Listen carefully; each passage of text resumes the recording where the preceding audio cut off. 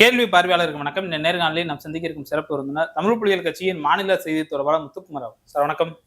வணக்கம். இன்றைய தினம் தாவேக்காவுடைய கூட்டணி கட்சிகள் ஒன்றான சிபிஐ மாநில வீரபாண்டியன் அவர்கள் வந்து ஒரு பரபரப்பான ஒரு கருத்தை தெரிவிச்சாங்க. முக்கியமாக பார்த்தோம்னா தாவேக்கா நடத்துவது குதிரை பேரந்தான்ற மாதிரியான மறைமுகமாக ஒரு கருத்தை வச்சிருக்காங்க. கூடுதலாக கம்யூனிஸ்ட் கட்சியினுடைய பலத்தை வந்து நாங்கள் உள்ளாட்சி தேர்தலில் காமிப்போன்ற ஒரு கருத்தை வச்சிருக்காங்க. தொடர்ந்து வந்து திமுக தரப்புல இருந்தே தாவேக்கா வந்து குதிரை பேரம் நடத்துறாங்கன்னு சொல்லி கொண்ட சூழல்ல தற்போது அவங்களுடைய ஆதரவு தோழமை கட்சிகளான கம்யூனிஸ்ட் கூட அதை சொல்லியிருக்காங்க. எப்படி பாக்குறீங்க சார்? கம்யூனிஸ்டுகள் எப்பயும் வெளிப்படையாக இருக்கணும். மறைமுகமாக இலைமறிக்காயாக அல்லது ஏதோ தொட அப்படி சொல்வது போலலாம் இருக்கக்கூடாது. மக்களுக்கு உண்மையாகவும் நேர்மையாகவும் இருப்பவர்கள் தான் கம்யூனிஸ்டுகள் அப்படிங்கிறது மக்கள்கிட்ட இருக்கக்கூடிய ஒரு உண்மையான ஒரு நிலவரம். மக்கள்கிட்ட அப்படி தான் இருக்குது. கம்யூனிஸ்டுகள் மக்களுக்காக பேசக்கூடியவங்க, மக்களுக்காக போராடக்கூடியவங்க, மக்களுக்காக எதையும் பதவியெல்லாம் தூக்கி எறியக்கூடியவங்க அப்படிங்கிற ஒரு பெரிய நீண்ட நெடிய ஒரு நம்பிக்கை வந்து மக்கள்கிட்ட இருக்குது. அந்த நம்பிக்கை கெடும் அளவிற்கான வேலைகளை சமீப காலமாக நம்ம இந்திய கம்யூனிஸ்டுகள், குறிப்பாக மார்க்சிஸ்ட் கம்யூனிஸ்ட், இந்திய கம்யூனிஸ்ட் ரெண்டு பேருமே தாவேக்காவை ஆதரிப்பதன் மூலமாக, அவர் வெளியிலிருந்து தான் ஆதரவு இருந்தாலும் மக்கள் ஆதரித்ததால் நாங்கள் வெளியிலிருந்து ஆதரிக்கிறோம் அப்படின்றாங்க. மக்கள் தான் பாஜகவையும் ஆதரிச்சிருக்காங்க. அப்படி இல்லை, மக்கள் பாசிசத்திற்கு ஆதரவாக செயல்பட்டாலும் கூட, மக்கள் சில நேரம் ஏமாற்றப்பட்டாலும் கூட, மக்களை நாம் சரியான பாதையில் கொண்டு போக செல்ல வேண்டிய அவசியமும் தேவையும் நம்மகிட்ட கம்யூனிஸ்டுகள் இருக்குது. குறிப்பாக கம்யூனிஸ்டுகள் அப்படி தான் கொண்டு போகணும், மக்கள்கிட்ட அப்படி தான் செய்தியை கொண்டு போய் சேர்க்கணும். அப்போ தாவேக்கா என்பது தொடக்கத்தில் இருந்தே, அவர்கள் 108 தொகுதி வெற்றி பெற்றதிலிருந்தே இப்போது வரை தொடர்ச்சியாக மிக மோசமாக குதிரை பேரத்தில் வெளிப்படையாக ஈடுபடுறாங்க. இது இப்போ தான் வீரபாண்டியன் அவர் பேசுகிறாருன்னா அது தவறு. தொடக்கத்திலிருந்து அவர்கள் கண்டிச்சுட்டு வரணும். குறிப்பாக சண்முகம் அவர்கள்லாம் பார்த்தீங்கன்னா விஜயை ஆதரிப்பது போல், இதுதான் வாய்ப்பு என்பது போல் திராவிட இயக்கங்களை, குறிப்பாக திமுகவை மிக கடுமையாக விமர்சனத்தை மக்கள் மத்தியில் முன் வச்சார். ஆனால் இதை மக்கள் ரசிக்கலை. அப்போ மக்கள் ரசிக்காத காரணத்தினால தான் இப்போ அவங்க இந்த இடத்துக்கு வந்திருக்கிறாங்க. கம்யூனிஸ்டுகள் இன்றைக்கி இந்த இடத்துக்கு வந்திருக்கிறாங்க. இது குதிரை பேரம் தான், இனிமேல் நான் மறைச்சோம்னா நம்மளை கம்யூனிஸ்டுகளாக மக்கள் பார்க்க மாட்டாங்கன்றதுனால இன்னைக்கு இது குதிரை பேரம் தான் சொல்கிறாங்க. ஆனால் இன்னைக்கு வந்து கூட பார்த்தீங்கன்னா வெளிப்படையாக சொல்லணும்னா பாஜகவுடைய நிழல் அரசாங்கத்தான் இன்னைக்கு தாவேக்கா செயல்படுது. வெளிப்படையான உண்மை. இன்னைக்கு கூட பார்த்தீங்கன்னா நீண்ட நாட்களாக குதிரை பேரத்தில் இருக்கக்கூடிய தாவேக்காக்கு எதிராக இடி ரைடு வரல. ஆனால் வந்து பார்த்தீங்கன்னா செந்தில் பாலாஜி அவர் சகோதரர் வந்து பார்த்தீங்கன்னா தாவேக்கா எம்எல்ஏ இளையராஜா அவர்களோடு பேரம் பேசியதாக, பணம் தருவதாக பேசியதாக, 50 கோடி தருவதாக பேசியதாக ஒரு குற்றச்சாட்டு சுமத்தப்பட்டு அவர் மீது வழக்கு பதிவு செய்யப்பட்டு இன்னைக்கு ஈடு ரைடு வர்றாங்க. ஆனால் கிட்டத்தட்ட 6 எம்எல்ஏக்கள் மேலே இன்னைக்கு அவங்க வந்து ராஜினாமா செய்ய வச்சுருக்காங்க. இன்னும் பலர் வரிசையில் இருக்கிறாங்க, வரிசையில் காத்துக்கிட்டு இருக்காங்க. யாரெல்லாம் சட்டமன்ற உறுப்பினர்கள் யாரெல்லாம் ராஜினாமா பண்ண போகிறாங்கன்னு இன்னும் கொஞ்ச நாளில் தெரிஞ்சிடும். அப்போ வெளிப்படையான குதிரை பேரத்தில் ஈடுபடக்கூடிய தாவேக்காவுக்கு எதிராகவோ, விஜயுடைய படையூர் அலுவலகத்திலேயோ அல்லது புஷியானந்த் அலுவலகத்திலேயோ அல்லது ஆதவர்ஜுன அலுவலகத்திலேயோ யாருடைய அலுவலகத்துக்கும் இப்போ வரைக்கும் ஈடு ரைடு போல, அல்லது அதிமுகவில் இருந்து எம்எல்ஏ சட்டமன்ற உறுப்பினர் பதவியை ராஜினாமா செஞ்சக்கூடிய தாராபுரம் தொகுதி எம்எல்ஏவையோ அல்லது இசைக்கு சுப்பியாவையோ, இப்போது இணைந்திருக்கக்கூடிய விஜயபாஸ்கரையோ யாரு மீதும் இப்போது வரைக்கும் ஈடு ரைடு இல்லை. வெளிப்படையாக அப்ரோச் பண்ணாங்கன்னு சொன்னாங்க. ஓப்பனாக பேசினாரு வைகோ அவர்கள், வெளிப்படையாக சொன்னார், எங்கள் 2 எம்எல்ஏக்கள் வாபஸ் வாங்கிட்டு வாங்க, நானே பிரச்சாரம் பண்ணி விஜய் சொன்னார் அப்படின்னு அதை ஒரு பெருமையாக சொல்வதாக நினச்சி உண்மையை சொல்லிட்டாரு. அப்புறம் இவர் நம்ம விஜயபாஸ்கர் வந்து தாவேக்கால வந்து எங்களை அப்ரோச் பண்ணாங்க. அந்த அப்ரோச் பண்ணப்போ நாங்கள் அதுக்கு சம்மதிச்சோம்னாரு. பல்ட்டி அடிச்சிட்டாரு. அப்ரோச் மீன்ஸ் அதான் 2 பேருமே பல்ட்டி அடிச்சிட்டாங்க. வைகோவும் பல்ட்டி அடிச்சிட்டாரு, இவரும் பல்ட்டி அடிச்சிட்டாரு. ஏன்னா இவங்க வழக்கில் சிக்கிடுவாங்க அப்படின்றதுனால பல்ட்டி அடிச்சிட்டாங்க. ஆனால் அதற்கான ஆதாரங்கள் இருக்குது, இவங்க தப்பிக்க முடியாது. இன்னும் சொல்ல போனால் விஜய் மிகப்பெரிய ஆபத்தில் சிக்கியிருக்கிறாரு.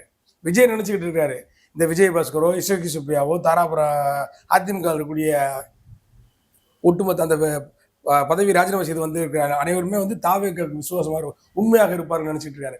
அவங்க நீங்கள் எப்படி பாஜகவுக்கு ஒரு பக்கம் விசுவாசமாக இருக்கீங்களோ, உண்மையாக இருக்கீங்களோ, கொள்கை எதிர்னு பொய் சொல்லிட்டு மக்கள்கிட்ட ஏமாற்றிக்கிட்டு இருக்கீங்களோ, அதே போல தான் இவர்களெல்லாம் பாஜகவுடைய ஆட்கள் தான்.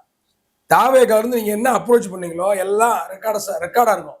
அந்த ரெக்கார்டு என்னைக்கு மோடி கையில் போகும், என்னைக்கு அமித்ஷா கையில் போகுன்றது தெரியாது. மோடியும் அமித்ஷாவும் விஜயை வந்து இங்கே தமிழ்நாட்டில் தன்னுடைய நிழல் அரசாங்கமாக தான், டபுள் இன்ஜினாக தான் பயன்படுத்த போகிறாங்க. டபுள் இன்ஜினாக தான் பயன்படுத்தி இன்னைக்கு அவங்களே ஒத்துக்கிட்டாங்க, நாங்கள் எந்த முதல் போக்கெல்லாம் கடைபிடிக்க மாட்டோம் ஆமா. இல்ல அது மட்டும் இல்லைங்க. இப்ப நம்ம வந்து தமிழ் தாய் வாழ்த்து பாடுவதற்கு மோடிட்ட போய் பெர்மிஷன் கேட்கிறாரு.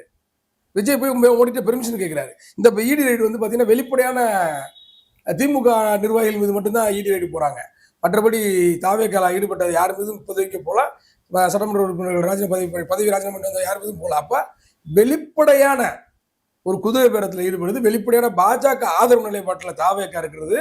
இதையெல்லாம் மக்கள் மத்தியில் கம்யூனிஸ்டுகள் அம்பலப்படுத்தாம அவர்களோடு இருந்து கொண்டிருந்தா சோபா பணம் வாங்கிட்டாங்க, கல்லாப்பெட்டி கூட்டணி இப்படிங்கிற குற்றச்சாட்டுகளுக்கெல்லாம் இவர்களும் பலியாகக்கூடும்.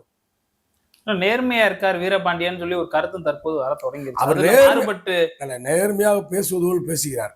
நம்ம என்ன கேட்கிறோம்னா, நீங்க நேர்மைன்னா மக்களுக்கு தான் நேர்மையா இருக்கணும், சரிங்களா? இது விஜய் வந்து இப்போ குதிரை பேரத்தை ஈடுபடுறது இன்னைக்கு தான் தெரியுதா? எவ்வளோ காலமாக குதிரை ஈடுபட்டு இருக்காங்க. அவங்க என்னைக்கு தேர்தல் ரிசல்ட் வந்துச்சோ அன்னையிலேருந்து இப்போ வரைக்கும் அதானே செஞ்சுட்டு இருக்காங்க. வெளிப்படையாக ஆதவர்ஜனுடைய பேச்சு என்ன? சரி, கரூர் விவகாரத்தில் தேர்தலுக்கு முன்பு உங்க நிலவரம் என்ன, தேர்தலுக்கு பிறகு விஜயோட நிலவரம், விஜய் பேசுவது சரியா? வீரமணி இது குறித்து தெளிவான விளக்கம் கொடுக்கணும். நாங்கள் வெளியிலிருந்து ஆதரிக்கிறோம், வெளியில் மக்கள் ஆதரிச்சாங்க. மக்கள் வந்து ஆதரித்தால், மக்கள் ஆதரிச்சா கூட மக்கள் யாரை ஆதரித்திருக்கார்கள்? ஒரு கவர்ச்சிவாதம். முழுக்க முழுக்க விஜயனுடைய எந்த கொள்கையை பார்த்து மக்கள் ஆதரித்தார்கள்? விஜய் எந்த கொள்கையை பேசினார்? வீரபாண்டியன் விளக்கட்டும். என்ன நேர்மையா வீரபாண்டியன் பேசுறாரு?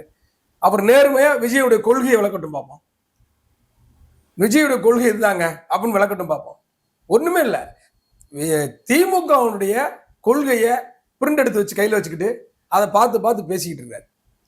திமுகவோட கொள்கை அறிக்கையுடைய பிரிண்ட் தான் அவர் கையில் இருக்கு. விஜய் திருமாவளவனை கூட்டணி கலைப்பதாக இருக்கட்டும், இரண்டு கம்யூனிஸ்டுகளை கூட்டணி கலைப்பதாக இருக்கட்டும், ஐஎம்ல கூட்டணி கலைப்பதாக இருக்கட்டும், காங்கிரஸை ஏற்றுக்கொண்டதாக இருக்கட்டும், இதுவரை காங்கிரஸ் ஆட்கள் தான் போய் விஜய் காலில் விழுந்துட்டு இருக்காங்க. இதுவரை விஜய் காங்கிரஸுக்கு ஆதரவாக என்ன அறிக்கை விட்டுருக்காரு? ராகுல் காந்திக்காக என்ன அறிக்கை விட்டுருக்காரு? பினராயி விஜயன் மீது இடி ரைடு போச்சு, அதை கண்டிச்சு விஜய் அறிக்கை விட்டாரா? என்ன அறிக்கை விட்டுருக்காரு? இது வரைக்கும் என்ன பேசியிருக்காரு? கம்யூனிஸ்டுகள் கூட்டணியில் இருக்கிறாங்க, வெளியிலிருந்து உங்களுக்கு ஆதரிச்சிருக்காங்க. அப்ப நீங்க என்ன உங்க பினராயி விஜயன் மீது ஈடு ரைடு வரும்போது நீங்க என்ன செஞ்சிருக்கணும்? முன்னாள் முதல்வர் மு.க. ஸ்டாலின் அவர்கள் கண்டனம் தெரிவிச்சிருக்காரு, நீங்க கண்டனம் தெரிவிச்சீங்களா? அப்ப நீங்க யாரு? பாஜக எதிர்க்கிறதுக்கு தயாரா இல்ல. அப்ப பாஜகவை எதிர்ப்பதற்கு தயாரா இல்லாத தாவேக அரசை, விஜயை தமிழ்நாட்டு மக்களிடம் அம்பலப்படுத்த வேண்டியது கம்யூனிஸ்டுடைய கடமை. இதையே செய்யல நீங்க. திடீர்னு அப்பப்போ ஒரு வார்த்தையை மட்டும் சொல்லிட்டு நான் நேர்மையான காட்ட முயற்சிக்கிறீங்களா? ஏன் நீங்க மற்ற கட்சிகள் நாடகம் ஆடுவது வேறு, கம்யூனிஸ்டுகள் அப்படி நாடகம் ஆடக்கூடாது. கம்யூனிஸ்டுகள் மக்கள்கிட்ட வெளிப்படையா இருக்கும். இல்ல அது இதுவரைக்கும் அப்படி இல்ல வெளிப்படையா தான் பேசுறாங்க. கண்டிக்க வேண்டிய இடத்துல கண்டிக்கிறாங்க. இல்ல வெளிப்படையாகனா வெளியிலிருந்து தரக்கூடிய ஆதரவையுமே திரும்ப பெறணும். அதுதான் சரியான நிலைப்பாடா இருக்கும். நீங்க அதுதான் சரியான நிலைப்பாடா இருக்கும். உங்களுக்கு மக்கள் 107 தொகுதி கொடுத்துருக்காங்க, 108 தொகுதி கொடுத்துருக்காங்க. இது போக எங்களுடைய ஆதரவு, கம்யூனிஸ்டுகளுடைய ஆதரவு இருக்கு, காங்கிரஸுடைய ஆதரவு இருக்கு, விசிக்கு ஆதரவு இருக்கு. பிறகு தொடர்ச்சியா அதிமுக எம்எல்ஏக்கள் ராஜினாமா செய்றாங்க அப்படின்ற கேள்வியை எழுப்பணும். அல்ல அவங்க தரப்புல இருந்து என்ன சொல்றாங்கன்னா, எம்ஜிஆர் ஜெயலலிதாவுடைய மறுரூபமா இருக்காரு விஜய் அப்படின்னு சொல்றாங்களே, விலகி போறவங்களும் அந்த கருத்தை வைக்கிறாங்க.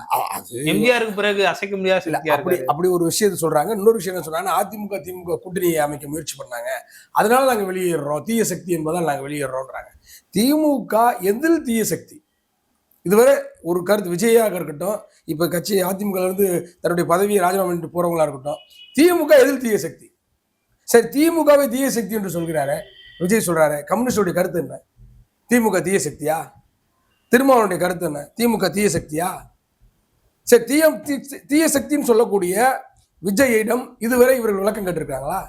அப்ப தமிழ்நாட்டில் ஏன் திமுகவை தீய சக்தின்னு சொல்றாரு? இதைத்தான் எம்ஜிஆர் சொன்னாரு, இதைத்தான் ஜெயலலிதா சொன்னாங்க, இப்ப விஜய் சொல்றாரு. ஆனா விஜயும் காரணம் சொல்லல, எம்ஜிஆரும் அதுக்கான காரணம் சொல்லல, இதுக்கு ஜெயலலிதாவும் காரணம் சொல்லல. 3 பேருமே கவர்ச்சிவாதத்தால் அவங்கள்ட்ட இருக்கக்கூடிய கரிஸ்மாட்டிக் அந்த லீடர் அந்த அடிப்படையில் வந்து பார்த்தீங்கன்னா இன்னைக்கு தமிழ்நாட்டில் ஆட்சி ஆடுறாங்க. இது ரொம்ப நாளைக்கு நீடிக்காது. ஜெயலலிதாவும் எம்ஜிஆரும் எப்படி தன்னுடைய கவர்ச்சிவாதத்தை மக்களிடம் திணித்தார்களோ, ஆனால் இது சமூக ஊடகங்கள் காலம். எம்ஜிஆர் காலத்தில் சமூக ஊடகங்கள் பெரிதலாக இல்லை, ஜெயலலிதா காலத்திலும் அவ்வளவு பெரிதாக இல்லை. இன்னைக்கு வந்து தமிழ்நாட்டில் குறிப்பாக வந்து பார்த்தீங்கன்னா விஜயுடைய ஆக்டிவிட்டிஸ் உடனே மக்கள்கிட்ட வெளிப்படையாக போகுது. இன்னைக்கு கூட பார்த்தீங்கன்னா அவர் எவ்வளோ பெரிய நடிகர் அப்படின்றது இன்னைக்கு வெளிப்படையாக தெரிஞ்சிருக்கு. ஒரு பெண், ஒரு தொழிலாளி அவர்கிட்ட கை கொடுக்க முயற்சிக்கிறாங்க, கை கொடுக்க மறுக்கிறாரு. வெளிப்படையாக தெரியுது, கை கொடுக்க மறுக்கிறாரு. அவர் கையவே வெளியே எடுக்க மாட்டேங்கிறாரு. அப்ப இதுதான் நடிப்பு, இதுதான் அவருடைய உண்மையான கேரக்டர். ஆனா பெண்களை பார்க்கும்போது அப்படின்றது இப்படி பிளேன் கிஸ் கொடுக்குறது, இதெல்லாம் வந்து பாத்தீங்கன்னா அண்ணன் தம்பி, என் தம்பி, அண்ணன், என் தங்கச்சி, என் அக்கா, சீமான் மாதிரி எல்லார் டைலாக்கையும் கொஞ்சம் கொஞ்சம் எடுத்துக்கிறது. சீமான்ட்ட சில டைலாக்கு, முதல்வர் ஸ்டாலின், முன்னாள் முதல்வர் ஸ்டாலின் அவர்கள்ட்ட சில டைலாக்கு, ஜெயலலிதா அவர்கிட்ட ஒரு டைலாக்கு, எம்ஜிஆர்ட்ட சில டைலாக்கு, இப்படி பலரிடமும் டைலாக் எடுத்து வச்சுக்கிட்டு பேசிக்கிட்டு இருக்காரு. சரிங்களா? இன்னைக்கு அவமானப்பட்டிருக்காரு. இதுல முக்கியமாக பார்த்தோம்னா இடி தற்போது வந்து அந்த குதிரை பேர வழக்குல திமுக தரப்பை குறி வச்சுட்டு செயல்படுறாங்கன்னு ஒரு கருத்து வருது. எப்போதுமே வந்து இடி கொஞ்சம் லேட்டாக தான் விசாரிப்பாங்க. ஆனா காவல்துறையிட்ட இருந்து சென்னை கமிஷனர்ட்ட இருந்து உடனடியாக பல்வேறு ஆவணங்களை வாங்கி தற்போது அவங்களுடைய விசாரணை தொடங்கி இருக்காங்க. இது எப்படி திமுகவை நோக்கி டார்கெட் பண்ண ஆரம்பிக்கிறாங்க? நிச்சயமாக தாவேகாவும் பாஜகவும் இணைந்து திமுக, அதாவது அதிமுகவை நாங்கள் அழிச்சிட்டோம் அப்படின்றது பாஜகவுடைய ஸ்டாண்டு. அதிமுக நாங்கள் கிட்டத்தட்ட அழிச்சிட்டோம். அதிமுக இப்போ இல்லாத ஒரு சூழலை உருவாக்கிட்டோம். இப்போ திமுக அழிப்பதற்கு நம்ம ரெண்டு கூட்டணி சேர்ந்துக்குவோம். அரசுக்கு நாங்கள் எந்த தொந்தரவும் பண்ண மாட்டோம். தாவேக்காவும் பாஜகவும் கள்ள கூட்டணிலாம் இல்லை, கள்ள குழந்தைகள் இல்லை, நேரடி குழந்தைகள் தான். நேரடியாகவே வெளிப்படையாகவே தெரியக்கூடிய குழந்தைகளாக தான் இருக்குது. வெளிப்படையாகவே அவங்களுடைய ஈடுபட்டு இருக்காங்க. வெளிப்படையாகவே இன்னைக்கு வந்து பார்த்தீங்கன்னா அவங்களுடைய நடவடிக்கைகள் மக்கள் மத்தியில் அம்பலப்பட்டு போயிருக்கு. இன்னைக்கு அந்த அடிப்படையில் தான் வந்து பார்த்தீங்கன்னா இன்னைக்கு வந்து பார்த்தீங்கன்னா ஈடு ரைடு இது வரைக்கும் அவங்க மீது எந்த விதமான திமுகவை மட்டும் குறிவைத்து தமிழ்நாட்டில் திமுகவை தனிமைப்படுத்தும் விதமாக அவர்கள் தொடர்ச்சியாக ஒன்று செஞ்சுட்டு இருக்காங்க. திடீர்னு பார்த்தீங்கன்னா திருமாவளவனுக்கு how are you, how old are you, happy birthday அப்படின்னு ஜாதகத்தை பார்த்து வாழ்த்து சொல்றாராம். இப்ப ஜாதகம்லாம் பேச வேண்டிய அளவுக்கு வந்துட்டார் அண்ணன் திருமாவளவன். வந்து பார்த்தீங்கன்னா ஜாதகத்தை பத்தியெல்லாம் மக்கள்கிட்ட பேசுற அளவுக்கு வந்துட்டார். கும்பாபிஷேகத்தை பத்தி பேசுறாங்க. நான் போனா உங்களுக்கு என்ன? இப்பதான் மெல்ல சொல்றாரு, இப்பதான் மெல்ல தன்னை அடையாளப்படுத்துகிறார். இப்பதான் மெல்ல மெல்ல இதை மட்டுமே வச்சு பாஜகவோட நகரான்லாம் சொல்லி இப்பதான் மெல்ல மெல்ல திமுக பாஜகவுக்கு எதிராக மிக அழுத்தமாக பேசிய ஒரு தலைவர் இருக்காருன்னா தமிழ்நாட்டில் திருமாவளவன் தான். அதுல எங்களுக்கு எந்த மாற்று கருத்து இல்லை. நிச்சயமாக அதை எங்கேயும் சொல்ல முடியும். சனாதனத்துக்கு எதிராக மிகப்பெரிய ஒரு பிரச்சாரத்தை தமிழ்நாட்டில் நீண்ட நாட்களா பண்ணிட்டு இருக்காரு திருமாவளவன். அதுல நமக்கு மாற்று கருத்து இல்லை. ஆனா இப்ப எதுக்கு திடீர்னு அமித்ஷாவுடைய வாழ்த்து சொல்றாரு? திடீர்னு இப்ப அமித்ஷாவுடைய கதையை நீங்க எதுக்கு மக்கள்கிட்ட சொல்றீங்க? இப்ப திடீர்னு ஜாதகத்துல உள்ள விஷயத்தை ஏன் சொல்றீங்க? அப்ப இதெல்லாம் பல்வேறு சந்தேகங்கள் எழுப்புது. இப்ப திடீர்னு வாட்ஸ்அப் செய்தி, சீமான் பொது வேட்பாளர் அப்படிங்கிறது ஒரு வாட்ஸ்அப் செய்தி, அதை ஊடகங்கள் பெருக்குது. ஊடகங்கள் வந்து சீமானுக்கு சில முக்கியத்துவத்தை பாக்குறாங்க. இப்ப நிறைய விஷயங்கள் இருக்குங்க. பாஜக, சீமான், விஜய் இந்த 3 பேர் தான் தமிழ்நாட்டு களத்தில் நிற்கணும். ஏன்னா இந்த 3 பேருமே பாஜகவுடைய பி டீம்ஸ், 3 பேரும் பாஜகவுடைய அடியாட்கள், அடிமைகள். அப்ப இந்த 3 பேர்களை வைத்து தமிழ்நாட்டில் மற்ற திமுக அதிமுகவை அழிப்பதற்கு பாஜக ஒரு அசைன்மெண்டோட ஒர்க் பண்ணுது. அந்த அசைன்மெண்ட்டை தமிழ்நாட்டு மக்கள் தலையில் கட்ட பார்க்குது. நம்மை போன்ற முற்போக்காளர்கள், எங்களை போன்றவர்கள் மக்கள்கிட்ட இதை தொடர்ச்சியாக நாங்கள் அம்பலப்படுத்துவோம். மக்கள் மத்தியில் பாஜகவையும் சரி, பாஜகவுடைய ஆதரவோடு வரக்கூடியவர்கள் யாராக இருந்தாலும், என்ன முகமுடி போட்டு வந்தாலும் அவர்களை மக்கள்கிட்ட நம்ம அம்பலப்படுத்த வேண்டியது நம்முடைய கடமையாக இருந்து செய்வோம். இதில் நம்ம முக்கியமாக அந்த குதிரை பேரம் நீங்கள் சொன்ன மாதிரி வந்து நடந்திருக்கு. கம்யூனிஸ்ட்கள் விசிக்கு ஆதரவு நிலைப்பாட்டில் தான் இருப்பாங்களா? இனிமேலாவது மாற்றிக்கொண்டு திமுக தரப்புல வர ஏதாவது வாய்ப்பு இருக்கா? கம்யூனிஸ்டுகளும் விசிகாவும் ஐயுஎம்எல் உள்ளிட்டவர்கள் எல்லாம் பார்த்தீங்கன்னா குறிப்பாக பாஜகவோட எப்பயும் அவங்க சேர முடியாது. பாஜகவோட நிழல் அரசாக இருக்கக்கூடிய தாவேகாவுடன் அவர்கள் நீண்ட நாட்கள் பயணிக்க முடியாது. கொள்கையை சரியாக அவர்கள் நடைமுறைப்படுத்த நினைச்சாங்கன்னா, கொள்கை ரீதியாக நடக்கணும் அவங்க நினைச்சாங்கன்னா நிச்சயமாக தாவேகாவோட அவர்களால் பயணிக்கவே முடியாது. எக்காலத்திலும் பயணிக்க முடியாது. நீண்ட நாட்கள் அவருடைய பயணங்கள் தடைபட்டு போகும். இதெல்லாம் தெரிஞ்சுதான் இன்னைக்கு அதிமுக எம்எல்ஏக்களை ஆதரவுச்சுன்னா விஜய் சேர்ந்து வாபஸ் வாங்க வைக்கிறாங்க. ஏன்னா நீண்ட நாளுக்கு இவங்க நம்மளால இருக்க முடியாது, நம்ம பாஜகவுடைய ஆட்கள் அப்படின்றதெல்லாம் ஆதரவு வெளிப்படையாக தெரிஞ்சுதான் இந்த வேலையெல்லாம் செய்கிறாங்க. நீண்ட நாட்கள் பயணிக்க முடியாது. இதையும் மீறி கம்யூனிஸ்டுகள் பயணித்தால், விசிக பயணித்தால், ஐயுஎம்எல் பயணித்தால் நிச்சயமாக தமிழ்நாட்டு மக்களிடம் அம்பலப்பட்டு போவார்கள். அவர்களுக்கு இருக்கக்கூடிய மரியாதை, அவர்களுக்கு இருக்கக்கூடிய செல்வாக்கு அத்தனையுமே குறைந்துவிடும். அவர்கள் மக்களிடம் அம்பலப்பட்டு போய் நிற்பார்கள். இதுதான் நடக்க போகுது, நடக்கும். இதுதான் தமிழ்நாடு. ஓகே, நன்றி.